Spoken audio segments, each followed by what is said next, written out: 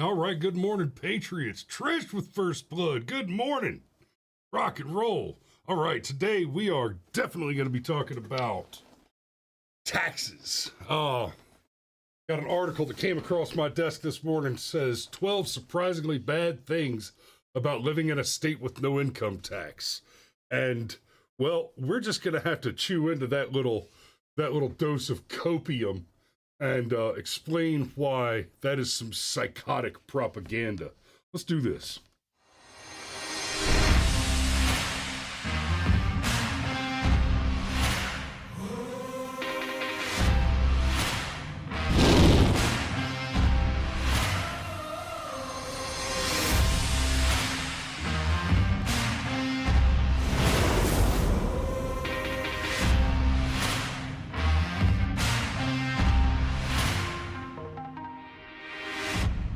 All right, good morning, everybody. I see, like I said, Trish has First Blood, Fish and Golf. You got BTFO'd this morning, baby.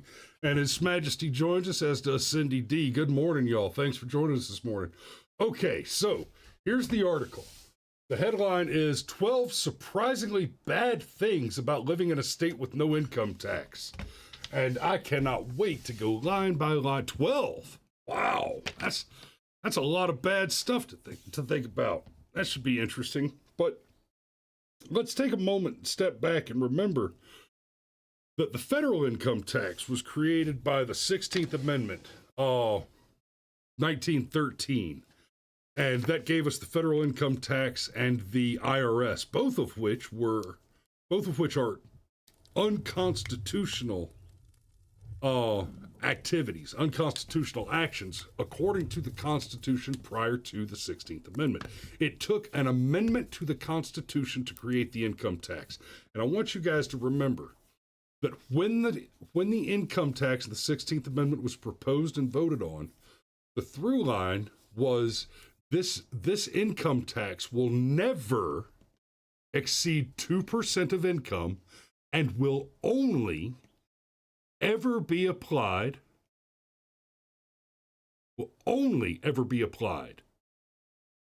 to those ultra wealthy people in New England. At the time, they were all about going after the money that the super rich, back then millionaires in New England.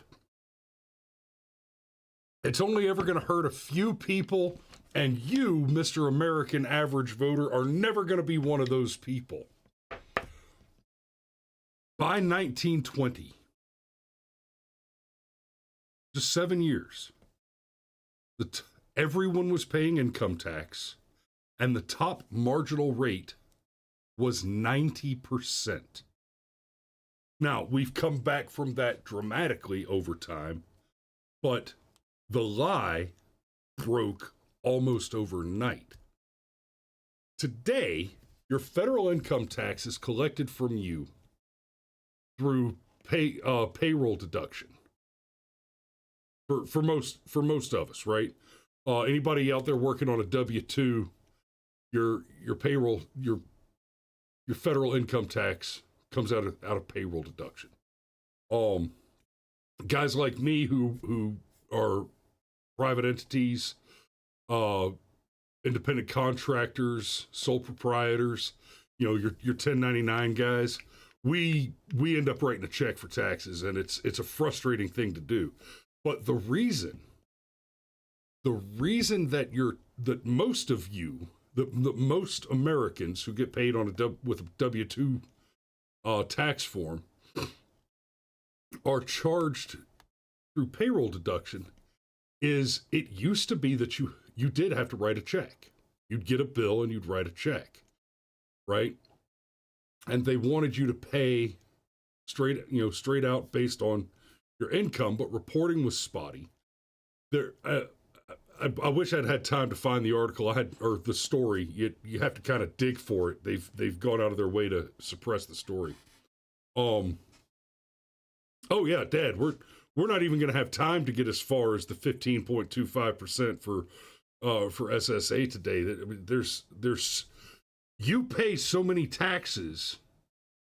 More than half of the money that goes through your hands in compensation for your labor or trade craft or distributed products, more than half of that money is consumed by taxes, right? Even if you're only losing a quarter of it to income tax, then you're taxed. Again, your sales tax, property tax, fuel tax, transportation tax, et cetera, et cetera, et cetera. You get less than half of what you earn in a country that theoretically abolished slavery. But there was one company that made a pretty big deal of it, and they set up a couple of booths. You'd work the week.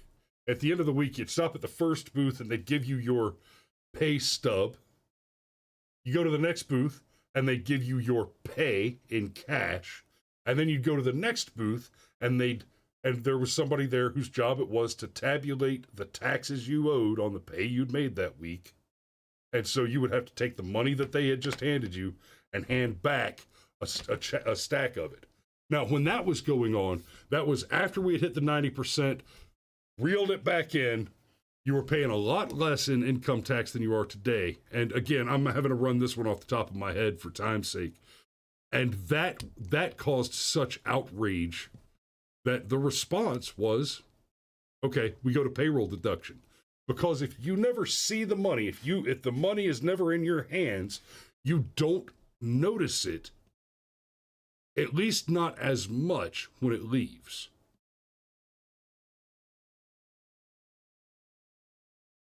Many people will have a story like this. When they got their first job, they got their first paycheck, right? I remember being told when I was a kid, and I got my first job that actually had a paycheck, that I was going to be pissed off when I saw my pay stub and realized how much money was taken away in taxes.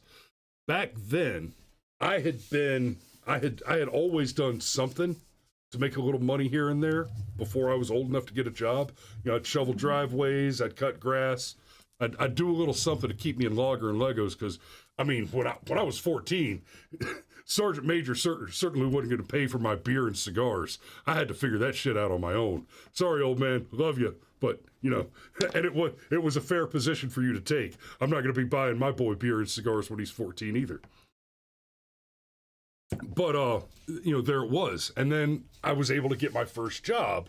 My first job, I started as a dishwasher in the cafeteria and culinary facilities at Bowdoin College in Brunswick, Maine. And it was a good job, and it paid more than minimum wage. That's a point of pride for me. I've never, ever earned minimum wage. I've always argued for more than minimum wage, and I've always gotten it, even when I was a stupid kid. And when I was 15, 16 years old, my reasoning there was, well, if somebody's offering me minimum wage, it's because, frankly, they would pay me less if they could, but they're not allowed to. And so I'm worth more than whatever you think the minimum somebody's worth, because I'm better than your average. That was my reasoning then. My reasoning now is a little more complex and involves an impressive resume. But when I got that first paycheck and saw the taxes taken out of it, I wasn't surprised. I knew what I was expecting. I was already pissed off before I saw the paycheck. I knew what was coming. But, and frankly, once I had a legitimate job, I was making less money than when I was just doing odd jobs, you know, shoveling driveways, cutting grass, et cetera, et cetera. I would typically make anywhere between $20 and $40 for an hour's work. And then I started working at the college. At the time, I think minimum wage was $5 and something cents, and I started there at $7.50, and I stayed at $7.50 for the first 2 or 3 months, and then I got a promotion to take over the management of one of the food lines, and actually, I got a license to handle kitchen knives because I was under 18, but I got to start doing that and got a raise up to $8.75 or $9 an hour. Anyway, it was a good gig, but I was still, even after a raise or two, I was still making less than I had working independently. But I had this belief, I had this thought in my head that the legitimacy of the tax-paying position had a sort of ephemeral value that was worth the sacrifice of the additional income that I would earn as an independent agent, because it made me part of the system. It made me a contributor. It gave me some kind of legitimacy and authority, which I now better understand has negative value. It's actually a harm-causing trait. I didn't understand that when I was 15, 16 years old, but here we are. I live in the state of Georgia, and we do pay state income tax in this state, which I find deeply offensive. Okay, that's 10 minutes of backfill. Let's get into the story. Oh, I've got this article pulled up just real quick. I just threw you all that background about the income tax, and at the beginning of that little diatribe, I talked about how originally, when it was proposed, they told you that the income tax is never going to affect anybody except those millionaires in New England, those top 1%ers, and it's never going to be more than 2%. So understand that right now you got Warren, Jayapal, Boyle, and a bunch of other Democrats especially talking about a wealth tax. We need to tax the ultra wealthy on their wealth. Yeah, I want you to squeeze your eyes and clench your sphincters and try real hard to believe that after they manage to pass a law that allows them to simply take at gunpoint, which is what taxation is, a portion of non-income wealth, right? So what you're talking about is wealth that has been accumulated over time, which originated as income on which tax has already been paid. So when you're talking about a wealth tax, you're talking about taking money that somebody already paid taxes to earn, either an income tax or capital gains tax or a property tax of some. They've already paid taxes on that money in order to accumulate it. Even the part of the income that was earned through interest has been subjected to some level of taxation, like a capital gains tax. And they're talking about taxing them more. The claim here is, let's see, they're saying United States Senator Elizabeth Warren, along with U.S. Representatives Pramila Jayapal and Brendan Boyle, reintroduced the Ultra Millionaire Tax Act, popular, comprehensive legislation that would bring in at least $3 trillion in revenue over 10 years. But okay, so over 10 years, you're going to bring in enough money to pay for 1/4 of U.S. government operation. Okay, over 10 years, by requiring the top 0.05% of American households chip in 2 cents for every dollar of wealth over 50 million. Oh, listen to that. It's only 2%, 2 cents for every dollar, and it's only ever going to affect those ultra wealthy people. Guaranteed, as soon as that law is in place, oh, well, no, we're allowed to tax wealth, and now we need more money, so we're going to start going after smaller amounts of wealth. Okay, so we don't get as much out of Joe Schlub, but oh, hey, Mr. Joe Schlub out there, wife, 2 kids, 1.5 cars, right? I see you've been putting some money back in a savings account for your child's education because you still haven't learned that college is a harm that should never be visited involuntarily on a poor young mind. Yeah, we're going to need, oh, you know what? 2% just isn't enough. We're going to need half.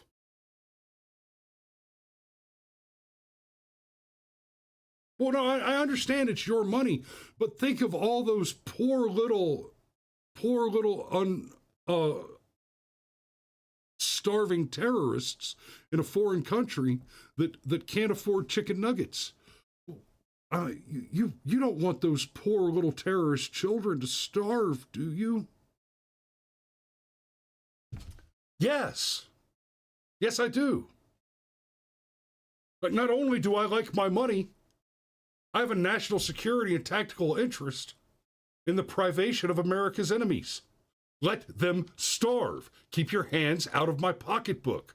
Fuck off with that. So, the 12 surprisingly bad things about living in a state with no income tax. Sergeant Major already pointed out one that I guarantee they're going to bring up in a minute here, that the sales tax in Florida, which is one of the states with no income tax, is about the same as the sales tax in Georgia now. And in Georgia's bad about these splost things where, oh, well, it's only another penny. Fuck off with that. Hey, we're running a splost to do more road work, right? Like Conyers, where I live, they ran a splost. They ran up our sales tax, right? We voted against it. They did it anyway. That's a funny thing about Rockdale County. You can vote against things and they'll do it anyway. I've seen it. They'll just name it something else and do it anyway. But anyway, here in Conyers, right, they hit us with this splost. They're like, this is to fix the roads up. And then what did they do? Did they come in and fix all the potholes on the shitty broken down roads running through the ghettos around here? No. No, they went and installed roundabouts in places that don't need them. Okay, and look, Sergeant Major's a big fan of roundabouts. He says that they're more efficient traffic. They provide a more efficient traffic pattern. They work. They prevent accidents. I don't disagree with that. Let me be clear about what I'm talking about with the one in Conyers. We have a 6-way intersection that crosses a train track in Old Town Conyers that is still a 6-way stop sign intersection next to a high school that has an enormous incident of car accidents that occur there. It has been that way since I was in high school, which, as you can imagine, has been a damn minute. They collected a splost. Pitt Danny pointed out the splost in Conyers around 120 million to improve the roads in Conyers, and they put 2 traffic circles behind the library where there were 2 very normal, very reasonable 4-way intersections on low traffic streets. And they put them right next to, oh, I'm sorry, no, there's 3 of them, aren't there? Double check me on that, Pitt Danny, or there's either 3 or 4 of them right there. But they put them there, and on top of the waste of money to put traffic circles where they weren't going to make a big impact on the traffic pattern for the area that has some serious traffic problems. And Dad, I know that the train can't do roundabouts, but it can handle a fucking red light. There are art installations in the middle of these traffic circles. You stole my money and told me that you were stealing it to fix the roads, and then you took my money and spent it on frivolous art. Like, I don't hate art. I love art. I'm a big fan. I am a creative professional. I do art for a living. Right? I'm all about spending some money on some art. But if I hand you $5 for a cheeseburger, I damn well better not get a spark plug back. If I come in to your business to buy a t-shirt, I'm not looking to walk out with a bag of fertilizer. Give me what you said I was paying for.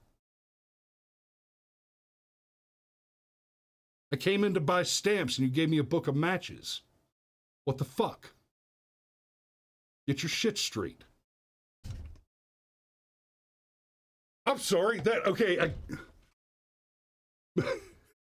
If you hadn't noticed, taxes infuriate me, especially property taxes. You tell me we live in a free country, but I can't own land? Fuck you. New residents are flocking to these states. Okay, this is the first bad thing. Okay, we'll try to get through this. New residents are flocking to these states. That's the first bad thing that they're saying about it. IRS data show that states without an income tax have grown at twice the rate of other states. That means that the popular opinion among the citizenry is that income tax is bad. The citizens don't like taxes, so they move to places with a more favorable tax environment. The next one, their education spending may be lower. I challenge you to show evidence that higher cost public education systems at any place in this country are producing superior outcomes to their less expensive and thereby more efficient comparable peers. The fact is this: the entire public education system is such a travesty that you should be enraged by the mere idea that your money is spent on it. You should think about the public education system in the same way you think about a kennel where puppies are produced, born in unsavory and unsanitary circumstances, only to be taken from their mother's teats and thrown directly into a meat grinder and funded by your stolen dollars. The public education system is that good. So with less tax revenue, these states may have less to spend on education. And I say bully for that. I already want to move to a state with no income tax or abolish the income tax in the state of Georgia. Real estate prices might rise. Real estate prices rise. Okay, this is kind of a complex one to untangle. The fact is that real estate prices have been increasing as a result of a significant glut of demand versus a very thin supply. In 2020, I saw an interesting thing happen. There was this bizarre explosion in the price of real estate. And at the same time, there was all the stuff going on with BlackRock, where they were buying up houses. I talk to I do real estate photography. I work with a lot of agents. I produce media for them. It's a good gig. It's lucrative. I enjoy it. And I talk to these agents, right? You know, right now the big topic of conversation is, basically there was just a major settlement with the National Association of Realtors, and they had to settle in a lawsuit where basically they were accused of using manipulative or unfair business practices in the mechanisms of distribution of buyer agent commissions. Many of them are saying, the realtors and real estate agents are now saying that the buyer's agent is likely to be a thing of the past within half a decade or less. It'll be interesting. We'll see what happens there. But point being, in 2020, there was this weird 2020 and 2021. Kind of like a barber, I talk to people while I'm shooting. And we just talk about inane stuff. Well, of course, I'm shooting their house because they're selling it most of the time. So one of the first things I always ask is, so where are you moving? Right? And that's a question that can get me into all kind of, well, there's family stuff to talk about. There's professional stuff to talk about. I've got this interest. I asked the question, why you moving one time? And the answer was, well, I'm a retired KGB spy and my smoking hot Jamaican lottery girl wife who's 50 years my junior is divorcing me and taking the house, so I'm moving to Texas. that all came out of, so where are you moving to? Right? And the number one answer to that question back in 2020 and 2021 was, well, we're moving in with my mom and dad. The house is just worth so much more today than it was when I bought it just 3 or 4 years ago that I'm gonna sell it. I'm gonna put all that money in the bank. We're gonna go live with my folks for a couple of years, and then we're gonna go buy another house. Right? We're gonna wait for the market to level out, price to come down a little bit, and we're gonna go buy another house. That, I think, has been a major contributor to the current thin inventory. And now the number one answer I get to that question is, I don't know where we're going yet, but we got to get out of this place. That's the question, the answer I get most often. And I'm in Georgia, right? So usually it's not we got to get out of this state. Usually it's we got to get away from the metro. We've got to get out of the city. Right? That's what's happening now.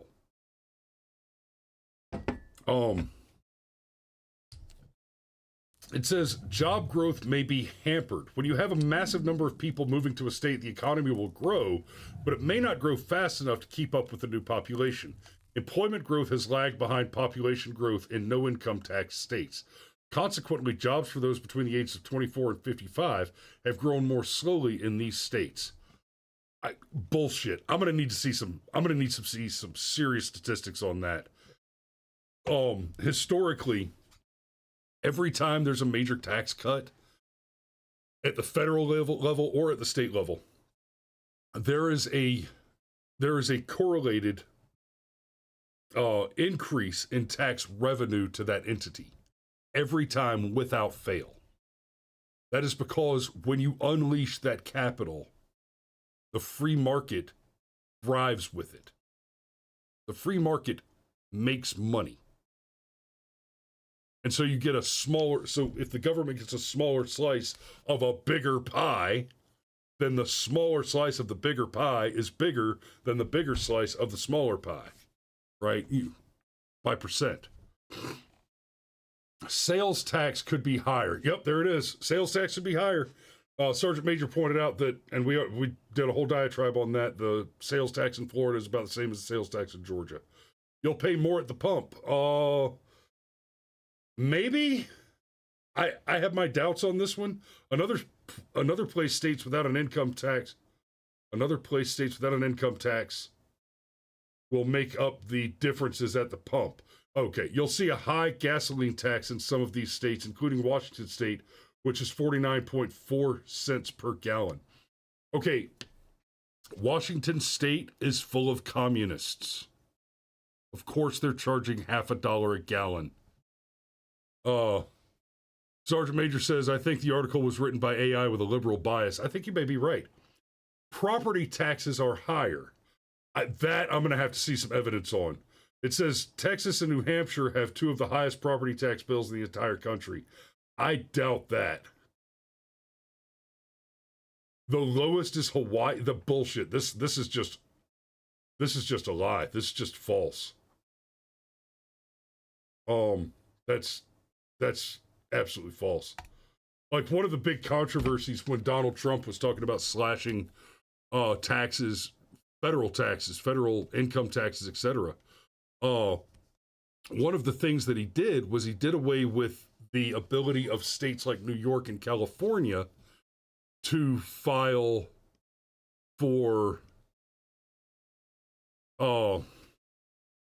basically they could write off their property taxes, right? And so the result there was that New Yorkers and Californians would have these outrageously high tax bills that were property taxes for their local communities, their counties, right? Los Angeles, San Francisco, New York City.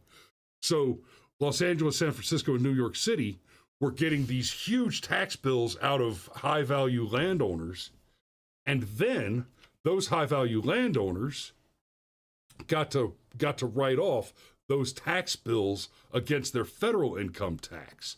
The result of which is that the level of taxation at the federal income level is increased. So the final washout there is if you live in one of those places and you get to write off your taxes against the federal tax bill, then those of us who live in places where you don't get that write-off are essentially subsidizing the exorbitant amounts of money that are being taxed on those properties. In basically, the result is that if you're a conservative state, you're subsidizing the sanctuary cities at the end of the day. And that's obviously that's unacceptable. I'm going to blow through the last couple and then I got to get going. So state universities may be more expensive. Good. You know what? Hey, anything I can do to prevent people from just frivolously attending a college is a win in my book. I don't even have to go into that. We talked about that enough yesterday. You might not be able to claim the state and local tax deduction. I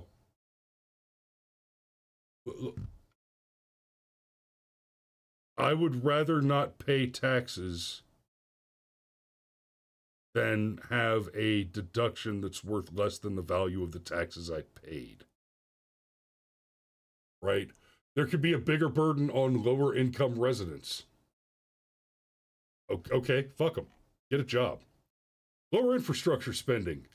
My experience across the entirety of the United States is that infrastructure spending is being bled off by some other program everywhere to such an extent that, I mean, find me a major metropolitan city that doesn't have wheel-eating potholes abundant. They're not spending money on infrastructure. They're spending money on people to pretend at infrastructure. And then the last one, it says higher cost of living. If thousands of dollars do not leave your pocket in taxes, and you have to spend hundreds of dollars more on your day-to-day living, and you think that's a problem, then you don't understand how money works. Yes, I would prefer my groceries to be less expensive. But if I have to spend an extra $5,000 a year on my groceries in order to save $20,000 a year on my tax bill, that math ain't hard. As we've long said on this show, and it was 12 reasons, so that's the whole article. As we've long covered on this show, there is nothing that will more quickly make a Democrat than an inability to do math. Likewise, there is nothing that will solve a Democrat more quickly than clear, simple math explained simply. They're bad at math. They just are. I mean, you're talking about a section of the population that believes that 81 million plus 75 million equals less than the total number of registered voters in a country whose population is around 340 million. So, I'm going to have to put a pin in it there because I got to get to Noonan this morning. Y'all be safe out there. Thanks for watching this morning. We love you, and we will see you tomorrow.